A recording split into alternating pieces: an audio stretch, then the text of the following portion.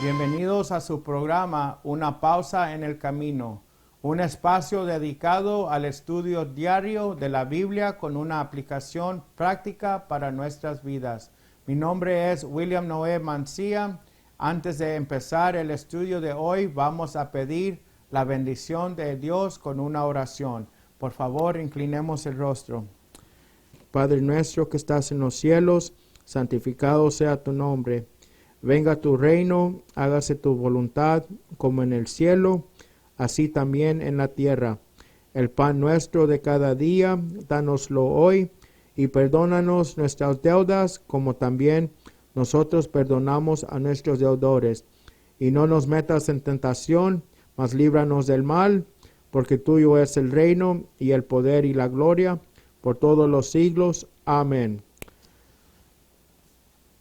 Bendiciones. Es mi placer estar aquí de nuevo con ustedes para continuar nuestro estudio de la lección de la escuela sabática intitulada El poder del testimonio personal. Y ahora vamos a continuar con la lección que se intitula Las vidas transformadas marcan la diferencia.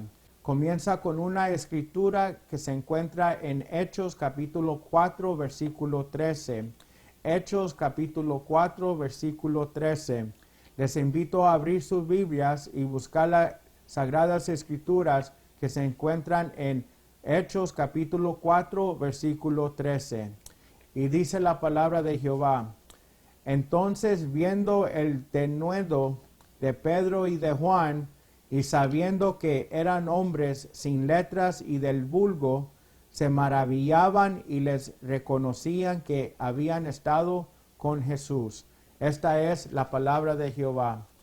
La iglesia del Nuevo Testamento explotó en crecimiento y la palabra de Jehová nos dice que en el día de Pentecostés 3,000 personas se bautizaron y fueron añadidos a la iglesia.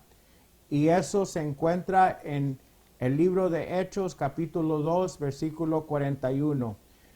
Y unas semanas después de que esto ocurrió, 5,000 hombres fueron añadidos a la iglesia, y esto también se encuentra en Hechos, capítulo 4, versículo 4. Y muy pronto las autoridades reconocieron lo que estaba pasando.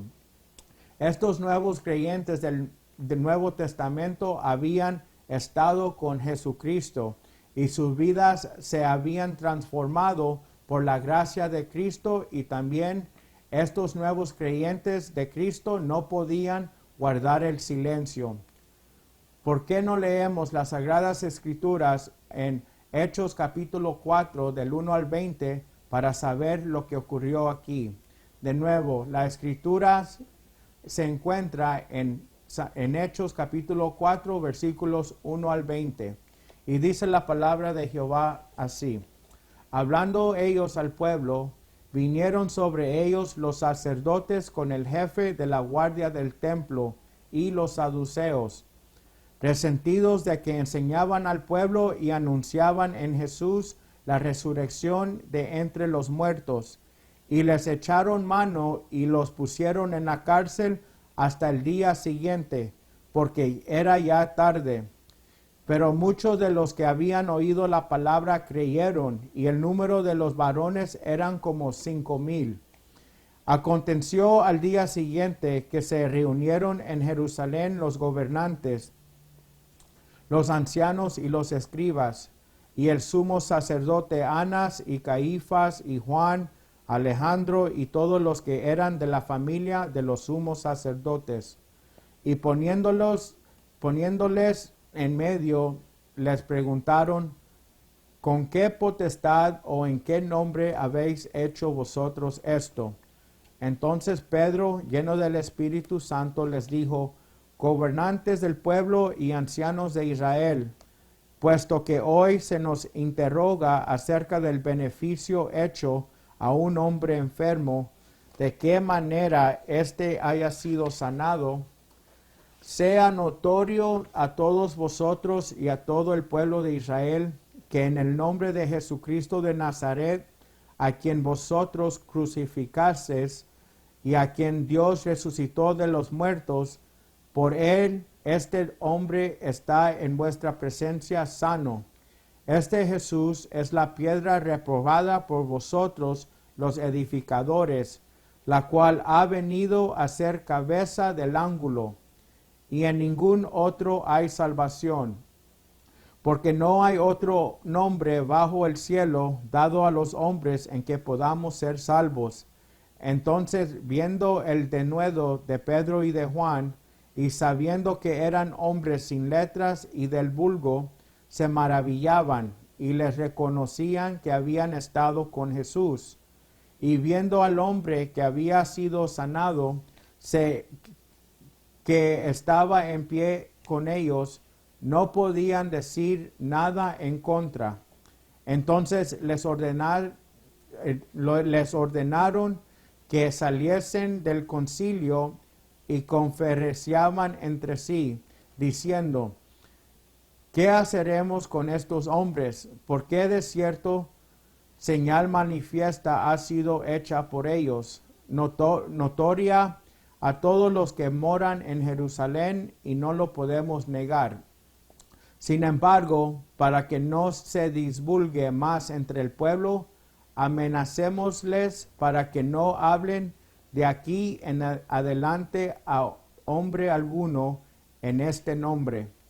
Y llamándolos, les intimaron que en ninguna manera hablasen ni enseñasen en el nombre de Jesús. Mas Pedro y Juan respondieron diciéndoles: juzgad si es justo delante de Dios obedecer a vosotros antes que a Dios, porque no podemos dejar de decir lo que hemos visto y oído.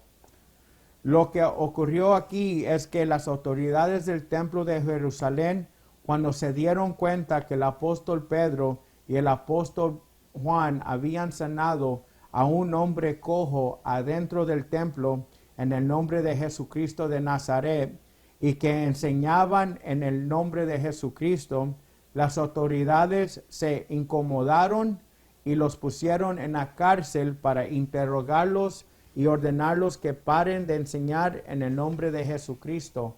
Pero cuando las autoridades del templo atentaron, los apóstoles respondieron: juzgad si es justo delante de Dios obedecer a vosotros antes que a Dios, porque no podemos dejar de decir lo que hemos visto y oído.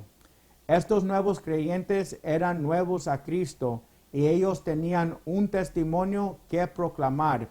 El apóstol Pedro era un pescador que fue transformado por la gracia de Dios, y el apóstol Jacobo, hijo de Zebedeo, y el apóstol Juan, los hijos del trueno, tenían dificultad controlando sus temperamentos.